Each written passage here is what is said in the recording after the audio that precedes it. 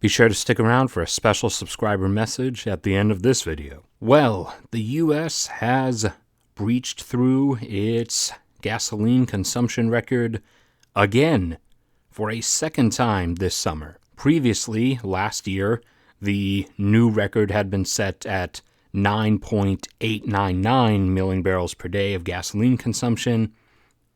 Earlier this summer, the U.S. broke through that record up to 9.928, and now, as of this week, the U.S. broke through that again, coming up to just a bit over it at 9.932. Still climbing as each year goes on and inching ever closer towards that 10 million barrel per day mark. So, welcome back everybody to another weekly energy and resource update episode, here with me, Max Ogier, where we will, as always, go over everything from news and updates, discoveries, and data releases, everything from this week pertaining to energy and resources, oil, gas, minerals, mining, all of the background, underlying, and important supporting things of our civilization that are completely ignored by the mainstream media of the modern day. So if you're someone who's interested in frequently hearing about all of the supporting foundational things that have created and governed your quality of life, then please subscribe and hit the bell icon below, because this is definitely one of the places for you. And at the end, don't forget to like the video if you enjoy hearing everything. So we got quite a handful of data for this week. So to start off with the usual weekly data, U.S. oil production, after coming back up to 12.3 million barrels per day last week, held flat again through this week, staying at 12.3 million barrels per day. Again, I still expect it to continue sluggishly in its new staggered pace, climbing upwards to 12.8 million barrels per day by the end of the year, and still expect the U.S.'s final oil production peak to come between 13.5 and 13.8. U.S. oil consumption this week jumped up towards its record, averaging a little under 22.1 million barrels per day, with the U.S.'s current oil consumption record being 22.4 million barrels per day. Now, some of the individual consumption numbers within that, of course, being gasoline, as we already mentioned, coming in very specifically at 9.932 million barrels per day. U.S. diesel fuel consumption still staying in the same range as the last few weeks, coming in at 3.86 million barrels per day. U.S. jet fuel consumption jumping up over 2 million barrels per day, coming in specifically at 2.02. Global jet fuel consumption, of which U.S. jet fuel consumption is included in, it is a part of. Global jet fuel consumption for the week averaged 6.3 million barrels per day. And global marine fuel consumption, that is all fuel consumed by ships, by vessels at sea, whether they're burning diesel, marine gasoline, or heavy fuel oil. Marine fuel consumption globally for the previous month dropped back down to average a flat 6 million barrels per day. U.S. crude oil inventories increased again for a second week by another tiny bit, up by 1.6 million barrels. And the price of oil over the course of the week basically remained in the mid-50s, fluctuating between $53 and $58 per barrel, having a price spike in the middle of the week before coming back down, and then gradually working its way back upwards towards the end. On the natural gas side, U.S. natural gas production ticks up by a little bit, now up to 102.6 billion cubic feet per day. Again, I'm still expecting it to get up to or over 104 before the end of the year, and expecting the U.S.'s final natural gas production peak to come between 108 and 116. U.S. natural gas consumption stayed about the same, about 86.6 billion cubic feet per day. Individual numbers within that being heating demand ticking up, surprisingly, again, by a little bit, even though it's the middle of August, coming up to 8.6 billion cubic feet per day. Natural gas consumption by natural gas-fired power plants still staying over 40 billion cubic feet per day because of the unending oppressive summer heat and all these heat waves, creating so much electricity demand. This week, it averaged 41.4 billion cubic feet per day. U.S. natural gas exports fell again this week, now coming down to 4.1 billion cubic feet per day being shipped off on LNG tankers, while consumption of natural gas by the natural gas pipeline system for its own pumping fuel increased again by a tiny amount up to 6.5 billion cubic feet per day. U.S. natural gas storage inventories are now up to 2.74 trillion cubic feet in storage. In comparison to normally this time of year, they would be up to 2.85. And last year, which had been a high demand winter year, they were down at 2.38 at this time. And natural gas prices over the course of the week fluctuated anywhere between $2 and $2.30 per thousand cubic feet and ended the week around $2.20. Now, global crude oil inventories continue gradually declining. The previous month, they had gone down from 2.91 to 2.9 flat in terms of billion barrels in storage. And as of this month, they've gone down from 2.9 down to 2.89 billion barrels in storage. And the current demand-supply balance is global oil demand 101.5 million barrels per day, while global oil production has slipped down a bit further, down to 100.5 million barrels per day. And we did have one oil discovery this week, and it was, is anybody surprised? Probably not, offshore of Guyana. And that brings our total global oil discoveries this year in 2019 so far up to 6.5 billion barrels. But now, moving on to the OPEC monthly production data. Saudi Arabia decided to lower themselves again, staying further below what the production cuts require under the agreement, and they have lowered themselves from 9.78 down to 9.58 million barrels per day. Now, there is a not-so-secret reason why they're actually doing this, one that is better explained with math and all kinds of what have you in this video that's appearing in a link in the corner. Please do watch that. It explains a lot and shows all the numbers for each OPEC member's eventual plateau termination and depletion slope. But in a quick brief, Saudi Arabia is going to be the first to fall, so to speak. Out of the Persian Gulf nations, they are going to be the one that's going to hit the end of their ability to maintain their 10 million barrel per day production plateau first, around the end of the 2020s in either 2029 or 2030. So what I've been suspicious that they're doing is intentionally pumping below their required cuts down, at like 9.5 million barrels per day instead of, 9.8, to very so subtly and so slightly thus push the end of their plateau capability further off by tiny bits. Kuwait had been holding a plateau of 2.7 million barrels per day for many months, and then last month suddenly dropped down to 2.64. And this month, they've begun recovering from that and are back up by a little bit to 2.65. The UAE had been holding 3.05 million barrels per day for several months. This month, they decided to go up a little bit, up to 3.05. Algeria, fighting against its terminal decline slope. As you can see, they peaked long ago, and they've been on their decline ever since. 2 months back, they gave themselves a little boost before tumbling back down from it. This month, they boosted up again, up to 1.03 million barrels per day. Angola, likely having some production outages, as they took a sudden drop from 1.42 million barrels per day down to 1.26. Iran continues falling as the sanctions remain. Iran falls now from 2.26 down to 2.21 million barrels per day. And their own domestic oil consumption levels, as of this year, were up to 1.9 million barrels per day. So they are almost down to their own consumption rate. Iraq continues to climb upwards, up by a little bit this month from 4.6 up to 4.62 million barrels per day. Ecuador continuing to ignore the production cuts agreement and just doing whatever it wants. Continues wobbling between 535 and 525. This month coming in at 531,000 barrels per day. Nigeria had a correction from last month. Last month in their data, they had stated that they'd made it back up to 2 million barrels per day. They apparently hadn't, as they've corrected their numbers and said they were only at 1.8 last month. And this month they are at 1.95 million barrels per day. The Congo, the small, stable Congo, not the giant, unstable Congo where all the cobalt and tantalum is mined, but the smaller Congo that recently joined OPEC, after peaking at 370,000 barrels per day, had been sliding down into the lower 300s and now has been sort of oscillating between 320 and 340. This month coming in right at 340,000 barrels per day. Gabon taking a drop from its plateau of 200,000 barrels per day, this month falling down to 180,000. Libya falling a little bit from 1.12 million barrels per day down to 1.08 million barrels per day.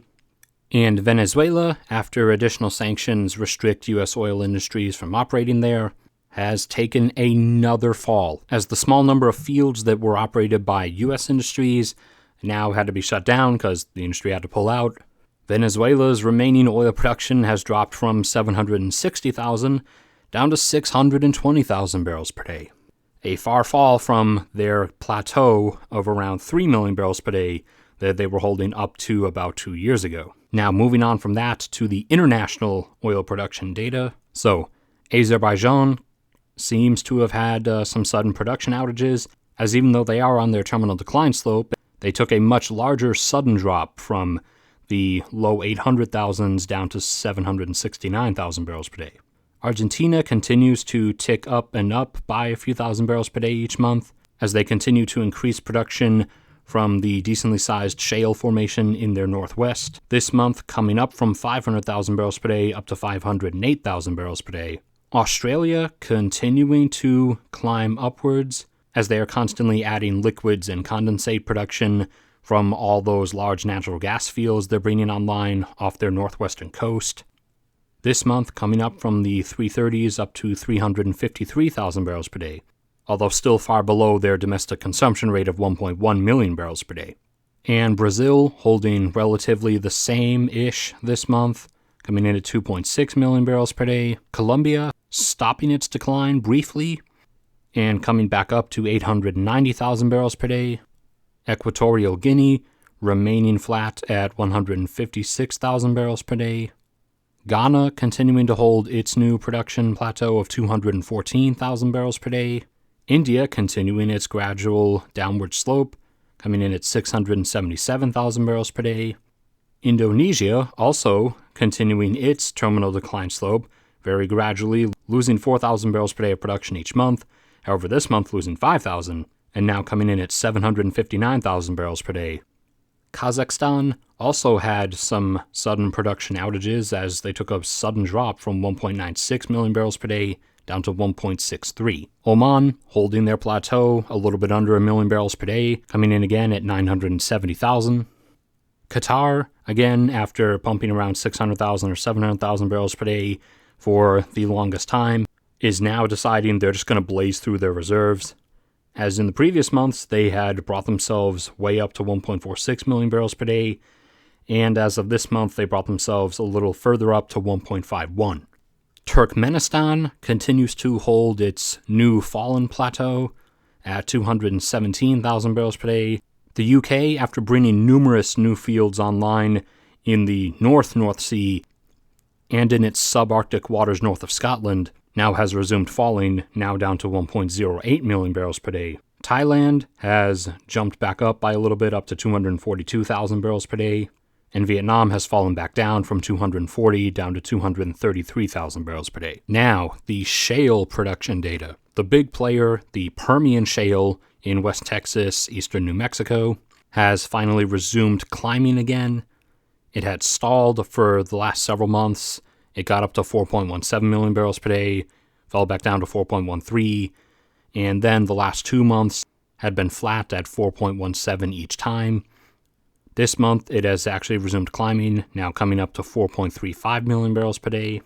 Everyone's expecting it to peak anywhere between 4.5 and 7. My personal expectation remains between 5.8 and 6.2, with a leaning towards 6.1. The Permian's natural gas output increased a little bit from 14.55 up to 14.62 billion cubic feet per day. The main natural gas player, the Appalachia Shale, lost some production this month, dropping down from 32.57 down to 32.24 billion cubic feet per day.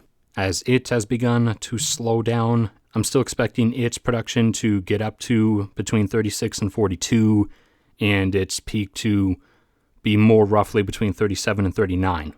The Haynesville natural gas shale bumped up again from 11.1 up to 11.19 billion cubic feet per day, and I've been expecting its second and final peak to come between 12 and 13. The Bakken shale remains relatively flat again for the last several months. It's been holding right around 1.43 million barrels per day. The Eagle Ford shale is dipping down then up, going from 1.39 to last month 1.38, and this month up to 1.39 again million barrels per day. Its natural gas production declining from 6.85 down to 6.75 billion cubic feet per day.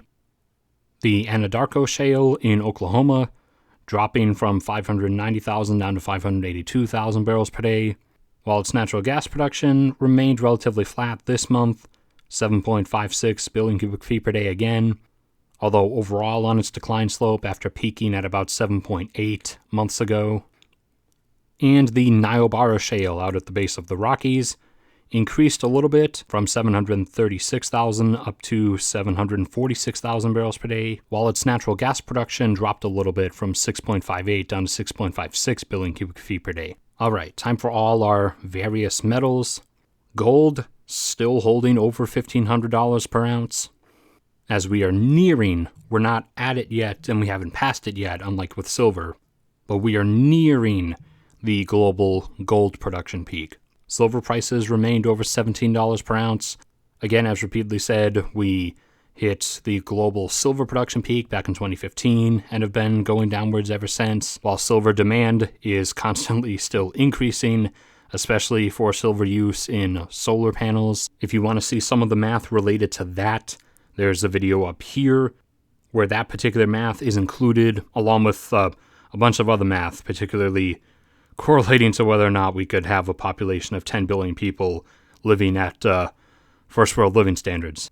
Platinum prices remained in the 800s, fluctuating between $830 and $900 per ounce. Palladium prices remained again between $1,400 and $1,500 per ounce. And rhodium prices kept on climbing, now almost hitting $3,900 per ounce. Rhodium production from platinum group metal mines, because they all come out of the same mines, rhodium production globally from platinum group metal mines has been relatively flat for numerous years now. Rare earth metals didn't really move this week. Nickel had a bit of an inventory reversal, going back up from 142,000 tons in storage to 144,000 excess tons in storage, but then remained flat at that. Nickel demand, of course, soaring upwards right now with increased electric vehicle production, so nickel prices remained above $15,000 per ton, and then towards the end of the week, they went up over $16,000 per ton. So they've long since exceeded my expectations for the year, and I'm now actually expecting them to likely get up to 17 or 18 before the year is over. Lead inventories have resumed declining after their sudden upsurge. Lead inventories over the course of the week dropped from 84,000 down to 81,000 tons in storage, and lead prices remained between $2,000 and $2,100 per ton. Zinc inventories, like lead inventories and nickel inventories, have been falling over the course of the years. About 5 years ago, they were up around 1 million tons of zinc excess in storage, and now they are down to only about 74,000 tons.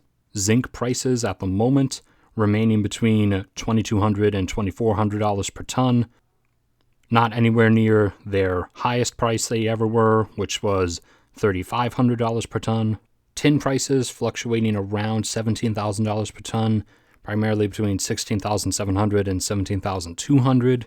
Despite tin inventories resuming their decrease, as of the end of this week, coming down to only 4,755 tons in storage, which sounds low compared to all the other types of things, but tin isn't mined or inventoried in anywhere near the same types of numbers.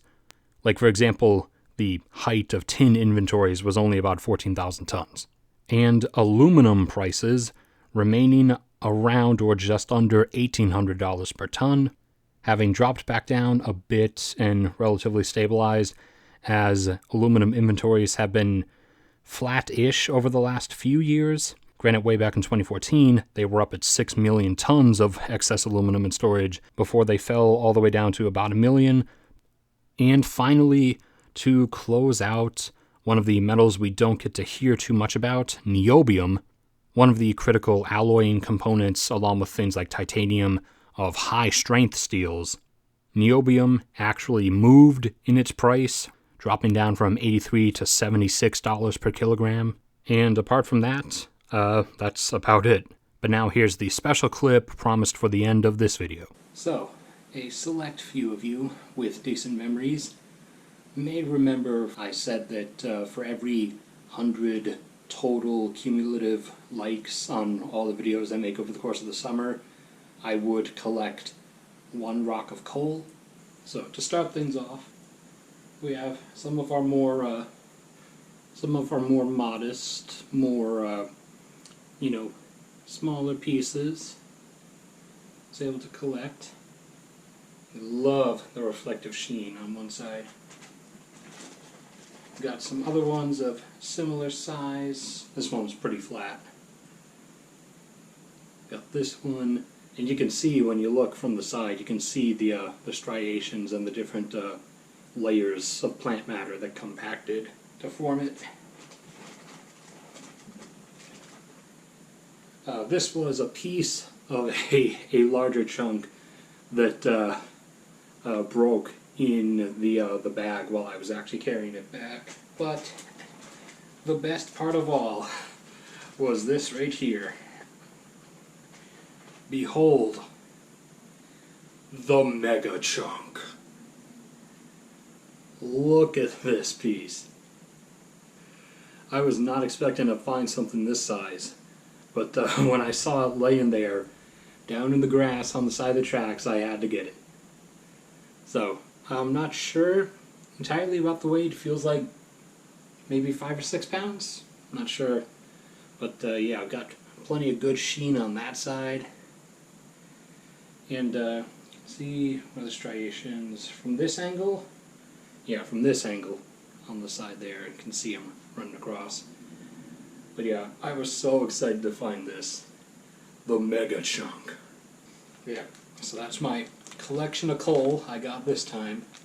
But yeah, one way or another, thank you guys absolutely for all the views and likes on the videos over the course of the summer.